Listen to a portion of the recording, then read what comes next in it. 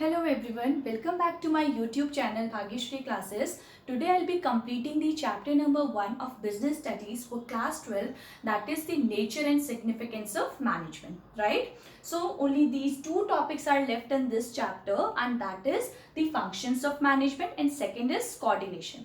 And rest of the topics I have already discussed in my previous videos, and the link of those videos I have mentioned in the description of this video. So अगर आपको कोई भी problem है related to any topic of this chapter तो आप उन videos को concern कर सकते हो. Okay, so now start the first topic, that is the functions of management. So functions of management simply means कि एक ऑर्गेनाइजेशन में मैनेजमेंट ने क्या क्या फंक्शंस परफॉर्म करने हैं, क्या क्या काम करना है, that is simply your functions of management.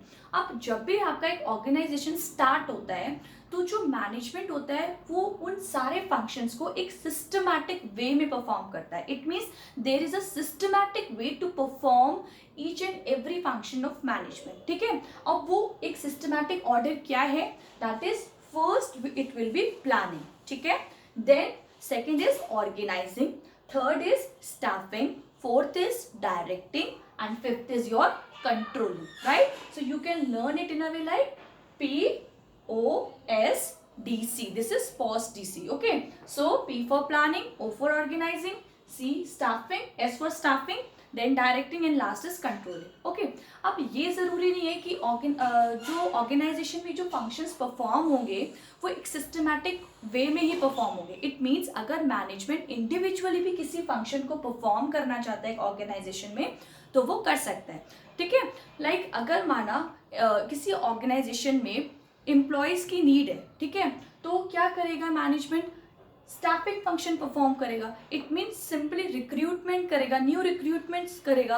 तो इट मीन्स क्या परफॉर्म कर रहा है मैनेजमेंट, स्टाफिंग फंक्शन को परफॉर्म कर रहा है. बट जब भी आपका एक ऑर्गेनाइजेशन स्टार्ट होता है तो आपको एक सीक्वेंस में इन फंक्शंस को फॉलो करना होता है. ठीक है, so now we will know that what are the functions, what are these functions. ठीक है, अब प्लानिंग क्या होता है. See, planning is what, planning is simply कि किसी भी चीज के बारे में डिसाइड करना पहले से. ठीक है, दैट इज योर प्लानिंग. अब ऑर्गेनाइजेशन में मैनेजमेंट क्या प्लान करता है कि किसी भी ऑर्गेनाइजेशन में क्या काम करना है. ठीक है, ठीक है, कैसे करना है उस काम को, कौन कौन सी प्रोफाइल होगी जो नीडेड है उस काम के लिए, ये सब एक प्लानिंग होती है किसी भी ऑर्गेनाइजेशन में जो मैनेजमेंट करता है. So we can simply say that planning is the process of deciding in advance about what to do, who is to do it and how is to do the task. ठीक है, इसका मतलब किसी भी काम को क्या काम करना है, कौन कौन मतलब स्किल्स रिक्वायर्ड है उस काम को करने के लिए और कैसे करना है. ठीक है, सो दिस इज अबाउट प्लानिंग. अब सेकेंड फंक्शन क्या होता है, ऑर्गेनाइजिंग. जब प्लान कर लिया, प्लान आपने डिसाइड कर लिया मैनेजमेंट ने, उसके बाद सेकेंड स्टेप क्या होता है कि उस प्लान को इम्प्लीमेंट करना. ठीक है, अब प्लान को इम्प्लीमेंट करने के लिए सबसे ज्यादा जरूरी क्या है, रिसोर्सेस. ठीक है, so it means to arrange the resources. ठीक है, in terms of man, material, money and machinery. ये रिसोर्सेज आपके कॉमनली रिसोर्सेज होते हैं जो ऑर्गेनाइजेशन में यूज होते हैं. तो इट मीन्स जो भी रिसोर्सेज हैं उन्हें एक सिस्टमैटिक वे में अरेंज करना, that is also the work of management. ठीक है, सो this is your second managerial function कि सारी एक्टिविटीज को, सारे रिसोर्सेज को कैसे आप अरेंज करोगे, वो ये जो काम होता है किसका होता है, आपका मैनेजमेंट का, राइट. अब थर्ड स्टेप आपका क्या आता है, स्टाफिंग. आपने प्लान बना लिया, आपने ऑर्गेनाइजिंग कर ली, मतलब आपने रिसोर्स अरेंज कर लिए, जो जो रिसोर्स रिक्वायर्ड थे किसी भी टास्क को करने के लिए, एक्टिविटीज परफॉर्म करने के लिए. थर्ड स्टेप क्या होगा, आप देखोगे कि उस ऑर्गेनाइजेशन में सफिशिएंट नंबर ऑफ एम्प्लॉयज हैं जो पर्टिकुलर टास्क को पूरा कर सके. ठीक है, if yes then well and good. अगर नहीं है so it means we need, management needs some more employees. ठीक है, so staffing is the function that is related to finding right person for right position at the right time. It means ये ensure करना management ने कि किसी भी organization में जो नंबर ऑफ एम्प्लॉयज है वो सफिशिएंट है किसी भी ऑब्जेक्टिव को या टारगेट को मीट करने के लिए या नहीं. ठीक है. So it means we can say it is related to the recruitment, your selection and also the training and development of employees. ठीक है, आपने रिक्रूट कर लिया एम्प्लॉयज को, उसके बाद आपने ये भी तो देनी है कि उन्हें प्रॉपर ट्रेनिंग है, उनको प्रोवाइड करनी है उस टास्क से रिलेटेड, ताकि वो उनकी जो स्किल्स हैं वो एनहांस हो सके. Right. So this is all under the staffing. Okay, then next आपका जो फंक्शन है दैट इज डायरेक्टिंग. अब directing means simply to provide direction. ठीक है, राइट डायरेक्शन. अब किसको डायरेक्शन प्रोवाइड करना? एम्प्लॉयज को. ठीक है, सो इट मीन्स ये किसका काम है? मैनेजमेंट का काम है कि वो अपने एम्प्लॉयज को एक राइट डायरेक्शन प्रोवाइड करे, प्रॉपर गाइडेंस प्रोवाइड करे. अब वो कैसे कर सकते हैं? Through motivation. ठीक है, उनको सुपरवाइज करके, उनको ऑब्जर्व करके उनके एक्टिविटीज को वो क्या कर सकते हैं? With the help of proper communication वो क्या कर सकते हैं? अपने एम्प्लॉयज को राइटली डायरेक्ट कर सकते हैं. ठीक है, सो दैट इज डायरेक्शन में आपका क्या आ जाएगा? Supervision, motivation, communication, all these come under the function of directing. ठीक है, then next and last step is your controlling. Controlling is what? See, जब भी आपका ऑर्गेनाइजेशन स्टार्ट होता है तो जो मैनेजमेंट होता है वो क्या करता है? एक स्टैंडर्ड परफॉर्मेंस डिसाइड करता है. स्टैंडर्ड परफॉर्मेंस मीन्स कि जो भी आपका रिजल्ट आना चाहिए, ठीक है, वो क्या होना चाहिए? एक पर्टिकुलर जो भी परफॉर्मेंस होनी चाहिए वो इस पर्टिकुलर स्टैंडर्ड से मैच करनी चाहिए. ठीक है, so that is what planned performance और we can say standard performance. ठीक है, अब एम्प्लॉयज जो परफॉर्मेंस देते हैं, ठीक है, मतलब जो भी परफॉर्म करते हैं अल्टीमेटली रिजल्ट आता है, उसको एट लास्ट मैच करना, कंपेयर करना, क्या वो प्लान्ड परफॉर्मेंस से मैच हो रहा है कि नहीं हो रहा. ठीक है, अगर नहीं हो रहा है तो क्या क्या रीजंस है कि जिसकी वजह से लैक हो रहा है वहां पे. ठीक है, और कौन कौन से करेक्टिव एक्शंस ले सकती है मैनेजमेंट जिससे वो जो डिफरेंसेस हैं दोनों परफॉर्मेंस में, प्लान में एंड एक्चुअल परफॉर्मेंस में, उसे कम किया जा सके. Right. So this is also one of the important function of management कि कंट्रोल करना सिचुएशन को, मतलब उसको एक्चुअल परफॉर्मेंस को प्लान परफॉर्मेंस से कंपेयर करना. Okay, so this is about the functions of management. जो भी एक ऑर्गेनाइजेशन में मैनेजमेंट है वो इन फंक्शंस को परफॉर्म करती है. Right. So now move on to our next topic that is coordination.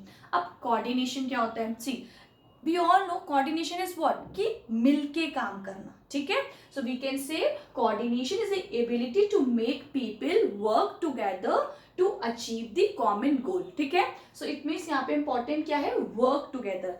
Coordination का मतलब ही क्या है? कि किसी भी जगह पे आप मिलके चल रहे हो, मिलके काम कर रहे हो.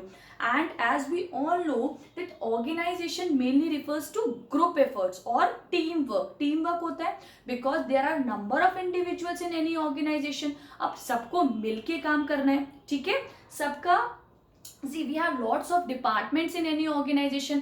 डिपार्टमेंट्स के अलग आपके क्या होते हैं? हर डिपार्टमेंट का अपना एक अलग ऑब्जेक्टिव होता है, बट अल्टीमेटली क्या होता है सबको? कि अपना ऑर्गेनाइजेशनल गोल भी अचीव होना चाहिए. ठीक है, तो वो कैसे होगा? जब सारे जने मिलके काम करेंगे. ठीक है, there should be a coordination between all departments, all level of management. It means we can say in organization everywhere there should be coordination. There should be a coordination everywhere in the organization. ठीक है, हर जगह organisation में coordination जरूरी है. हर activity को perform करने के लिए कोऑर्डिनेशन जरूरी है. Okay, so now there is one important topic here that is essence of management. अब essence of management क्या है? See, यहाँ पे we consider coordination as an essence of management. अब होता क्या है? See, as I have said कि ऑर्गेनाइजेशन में हर एक एरिया, हर एक जगह पे आपका कोऑर्डिनेशन होना चाहिए. ठीक है, इट मीन्स अगर मैनेजमेंट भी अपने फंक्शंस परफॉर्म कर रहा है, ठीक है, we have already discuss the functions of management, तो हर फंक्शन में भी क्या है? कोऑर्डिनेशन होना चाहिए. ठीक है, फंक्शंस में जो भी एक्टिविटीज परफॉर्म हो रही है उनके बीच में क्या होना चाहिए? कोऑर्डिनेशन होना चाहिए.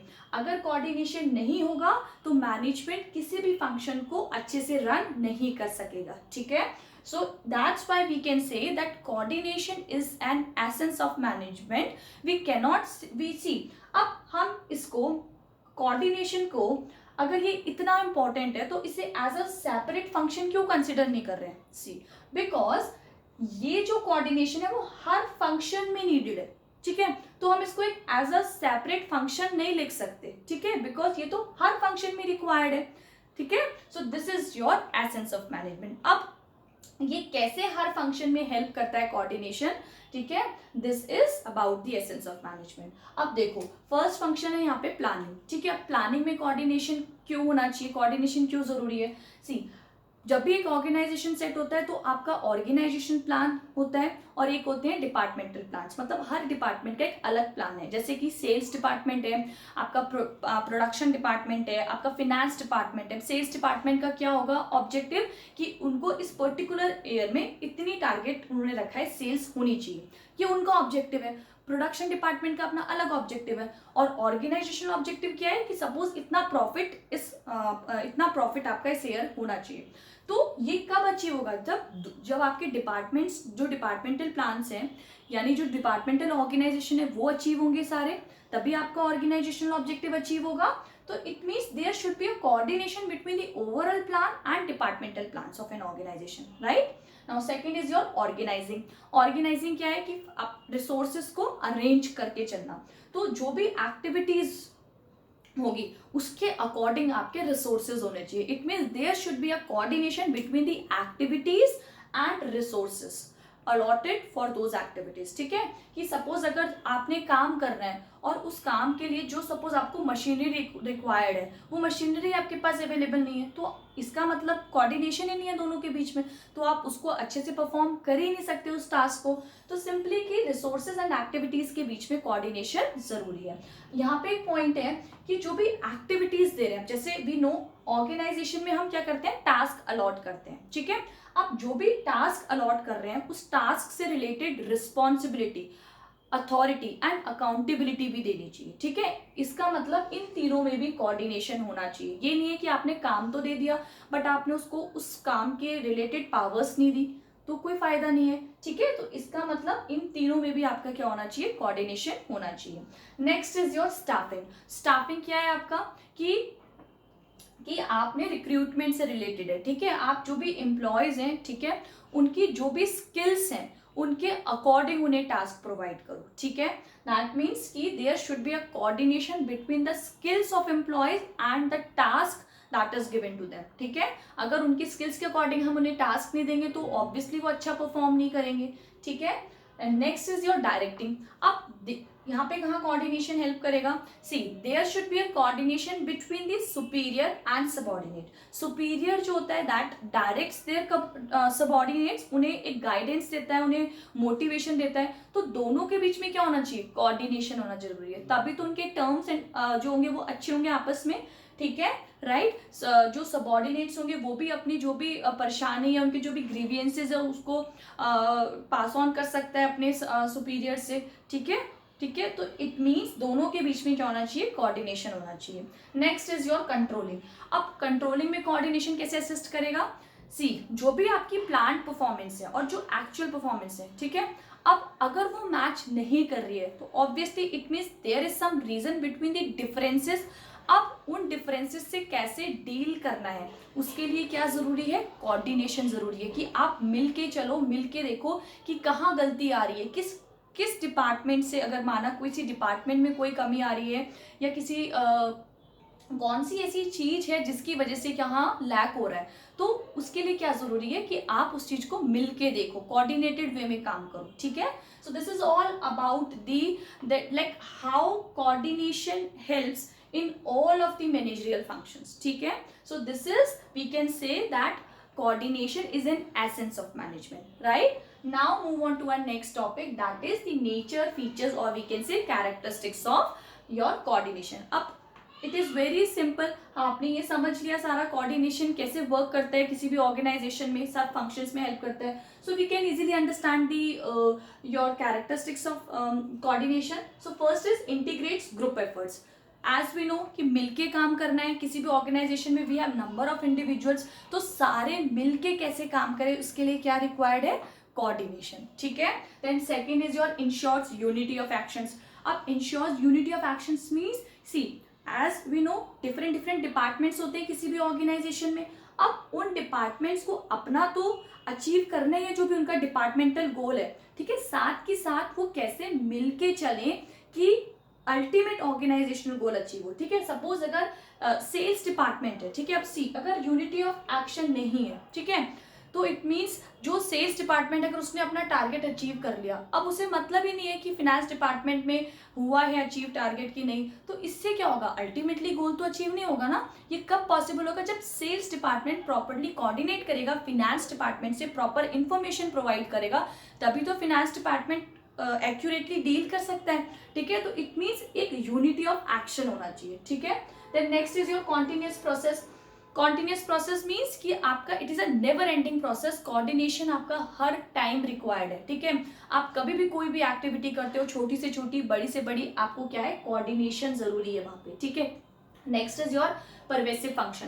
Pervasive means that is suitable for all kind, और वी कैन से यूनिवर्सल। सो ये जो आपका कोऑर्डिनेशन है दैट इज वो हर जगह जरूरी है। It means we can say it is needed everywhere at every level of management. ठीक है, at every functions of management. So that's why we can say it is a pervasive function, right, because हर जगह जरूरी है coordination. तो okay, then next is responsibility of all managers. हर manager की responsibility है कि उनके पर्टिकुलर मतलब कि पर्टिकुलर डिपार्टमेंट में या पर्टिकुलर एरिया में क्या हो, वो कोऑर्डिनेशन हो। ठीक है, सो सी अब as we know we have 3 levels of management, top level management, middle level management and lower level of management. अब हर लेवल ऑफ मैनेजमेंट में आपका कोऑर्डिनेशन जरूरी है। टॉप लेवल में क्यों जरूरी है, क्योंकि जो भी ओवरऑल प्लान है और डिपार्टमेंटल प्लान है उनमें कोऑर्डिनेशन होगा, तभी तो आपका अल्टीमेटली जो ऑर्गेनाइजेशनल गोल है वो अचीव होगा। ठीक है, अब मिडिल लेवल में कैसे जरूरी है कोऑर्डिनेशन, क्योंकि मिडिल लेवल लिंक करता है टॉप लेवल को और ऑपरेटिव और we can say lower level of management को। तो दोनों को जोड़ के रखने के लिए क्या है, कोऑर्डिनेशन जरूरी है। एंड लोअर लेवल पे कैसे कोऑर्डिनेशन जरूरी है, सी जो लोअर लेवल है वो किससे डील करता है, डायरेक्टली वर्कर्स के संग डील करता है।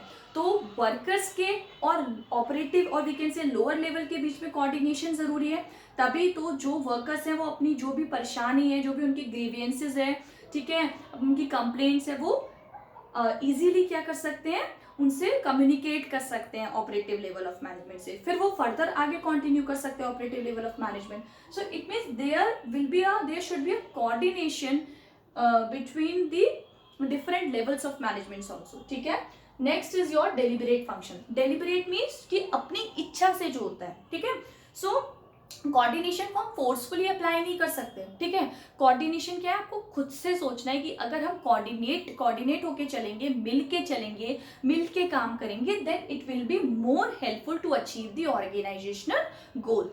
ठीक है, so it means it is a deliberate function कि हर एक इंडिविजुअल की रिस्पॉन्सिबिलिटी होती है कि वो अपने को एक मिल के चले, मिल के काम करे, right.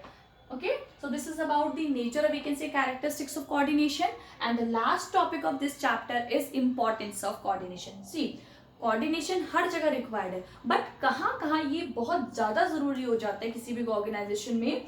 First is your growth in size. ठीक है, नो मैटर ऑर्गेनाइजेशन बड़ा है कि छोटा है, कोऑर्डिनेशन रिक्वायर्ड होगा ही होगा। बट अगर ऑर्गेनाइजेशन का जो साइज है वो लार्ज है, it means if there is a large organization, वहां पे कोऑर्डिनेशन की ज्यादा जरूरत पड़ेगी। क्यों, सी अगर आपका बड़ा ऑर्गेनाइजेशन है तो वहां पे उतने ज्यादा डिपार्टमेंट्स होंगे, उतने ज्यादा डिविजन्स होंगे। अब जहां पे ज्यादा डिपार्टमेंट्स होंगे तो क्या होगा, क्लैशेस होने के चांसेस रहते हैं। सपोज एक डिपार्टमेंट ने अपने माना गोल अचीव कर लिए, दूसरे डिपार्टमेंट ने गोल अचीव नहीं करे, वहां पे भी क्लैश हो सकता है। ठीक है, तो मतलब जहां पे भी आपका ऑर्गेनाइजेशन बड़ा हो जाता है, मतलब वहां पे ज्यादा एक्टिविटीज होती है, ज्यादा डिपार्टमेंट्स में डिवाइड हो जाता है, वहां पे आपका कोऑर्डिनेशन और ज्यादा जरूरी हो जाता है। ठीक है, then next is your functional differentiation.